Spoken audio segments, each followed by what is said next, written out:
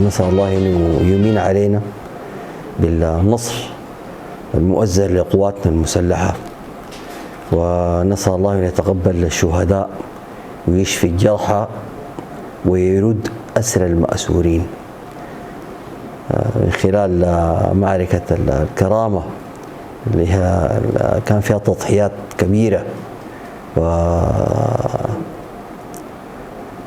والعديد من الشهداء ربنا يتقبلهم بإذن الله تعالى من أجل تراب هذا الوطن. نرسل تحياتنا وتهانينا لكل القابضين على الزينات وكل المتواجدين في داخل الدفاعات وفي داخل المواقع الهجومية بإذن الله تعالى. ونسأل الله أن تكون هذا رمضان الأخير لوجود هذه الميليشيات وتكون نهاية بالنسبة لهم، ونسأل الله أن يأمن المواطن في داره وفي طريقه وفي كل مكان في كل شبر في هذا السودان. أنا شاكر ومقدر للدور الإعلامي الكبير اللي بتقوم به المؤسسة الإعلامية لنشر وتوثيق كل الأحداث. كل شكر والتقدير والتحايا السيد القائد العام للقوات المسلحة، سيد رئيس الأركان ونوابه ومستشاريه، كل القادة وكل العسكريين وكل القوات النظامية والقوات المشتركة وكل القوات التي شاركت في معركة الكرامة. كل الشكر والتقدير لكل الشعب السوداني. كل عام وأنتم بخير، وإن شاء الله من العائدين السنة المقبلة إن شاء الله.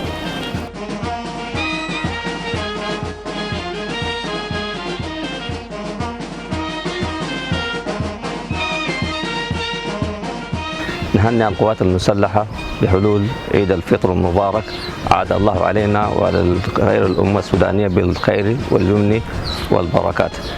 ونهنئ القوات المسلحة بالانتصارات في كل المحاور وخاصة محاور كردفان، ونترحم على الشهداء، عاجل الشفاء للمصابين وعودا عودا لأخواننا الأسرى، ونطمن الشعب السوداني للأمن والأمان في كل المحاور، ونقواتكم المسلحة إن شاء الله مع كل المواطنين في جميع الأنحاء السودان.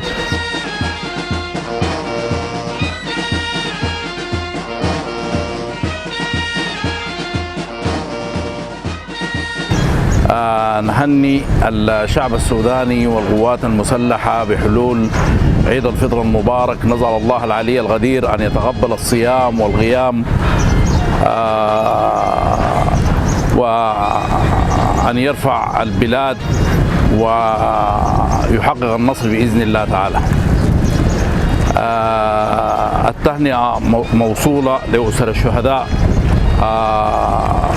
ولجرحى. نتمنى من الله العلي القدير انه يفك اسر المأسورين ويشفي الجرحى ويتقبل الشهداء باذن الله تعالى. كما لا يفوتنا انه نهنئ الشعب السوداني والقوات المسلحه بالانتصارات الاخيره في كافه المحاور، والقوات المسلحه من نصر الى نصر باذن الله.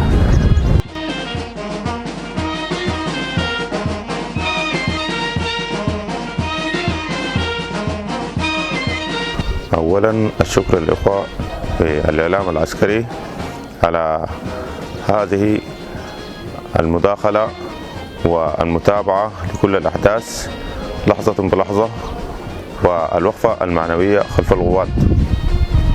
أولا، ثانيا التهنئة للشعب السوداني بمناسبة أعياد الفطر المبارك، أعاده الله علينا باليمن والبركات. وخص بالتهنئة الإخوة في الثغور الأمامية وقابضي الزناد، ونتمنى أن يعم السلام بربوع بلادنا الحبيب. كما أخص بالتهنئة جميع الإخوة في مدينة مروي والفرقة 19 مشاة، وأتمنى التكاتف والناس تكون كلها إن شاء الله خلف القائد، وتكون في قمة الجاهزية لمجابهة أي طارئ بهذه الولاية.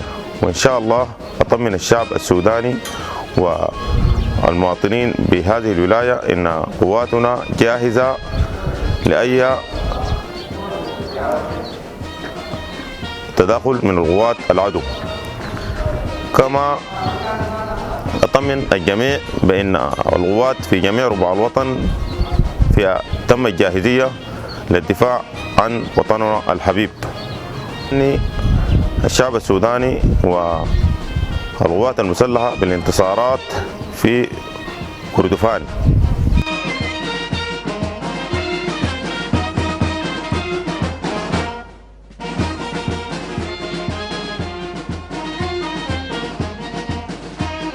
الجميع قواتنا المسلحة والقوات المساندة لها بعيد الفطر المبارك الذي نسأل الله العلي القدير أن يعيده علينا باليمن والبركات، وبلادنا مليئة بالاستقرار والطمأنينة بإذن الله تعالى.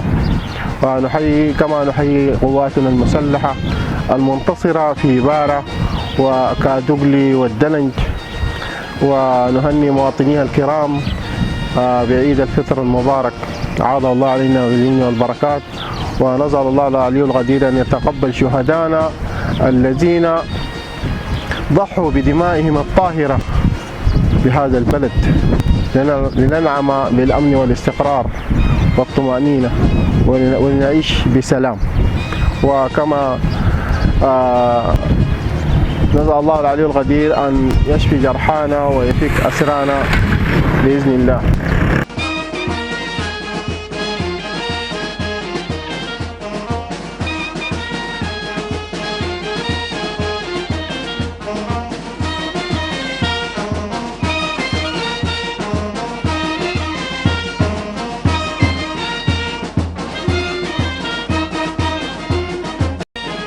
الله أكبر الله أكبر لا إله إلا الله، الله أكبر الله أكبر ولله الحمد. ونحن في أول أيام عيد الفطر المبارك في هذه السانحة لوادي العنخيل نهني السيد القائد العام للقوات المسلحة والسيد رئيس هيئة الأركان والسادة قادة الوحدات الرئيسة بالقوات المسلحة والسيد قائد الفرقة 19 مشاة بعيد الفطر المبارك.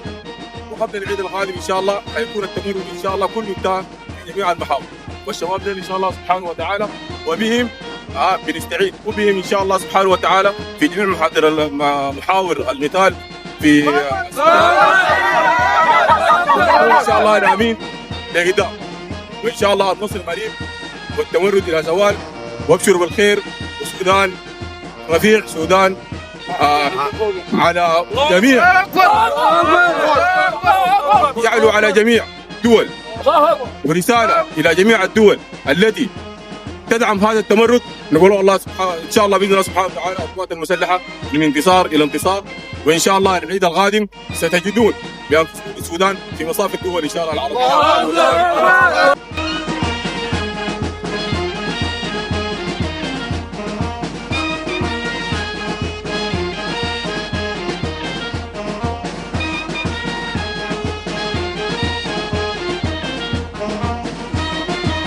بمناسبة حلول عيد الفطر المبارك عاد الله علينا وعلى المسلمين وكافة الشعوب باليمن والبركة والخير. في البدء نهني سيادة اللواء الركن طارق سعود أحمد حسون قائد الفرقة 19 مشاة مروي، والسيد قائد ثاني الفرقة 19 مشاة مروي، والسادة رؤساء الشعب وقادة الوحدات وضباط صف جنود الفرقة 19 مشاة مروي كذلك نهني سيادة الرائد علاء الدين عشي قائد لواء قوات درع النخيل والسادة، وإن شاء الله عما غريب حتسمعوا إن شاء الله بانتصارات تتوالى داخل ربوع السودان. نحن الله أكبر الله أكبر.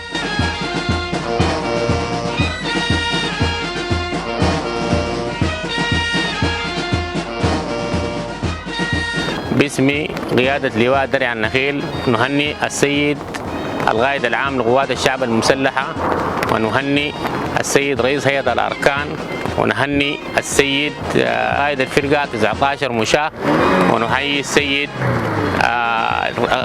قائد لواء درع النخيل بمناسبة عيد الفطر المبارك.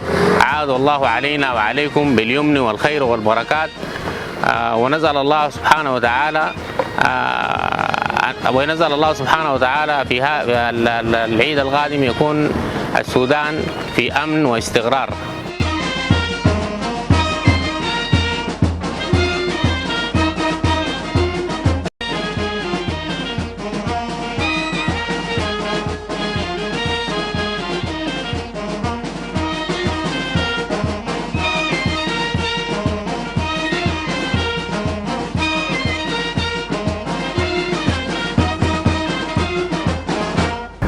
أولا نهنئ الشعب السوداني بحلول عيد الفطر المبارك، أعاده الله علينا وعلى الأمة الإسلامية باليمن والخير والبركات.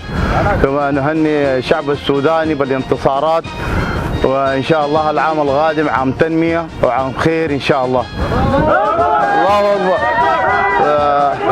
نهني الشعب السوداني والقوات المسلحة، ونقول للمواطنين نحن جاهزين لأي عدو يدخل البلد، أي عدو إن شاء الله حنحرر السودان شبر شبر بإذن الله تعالى، وما النصر إلا من عند الله. والسلام عليكم ورحمة الله.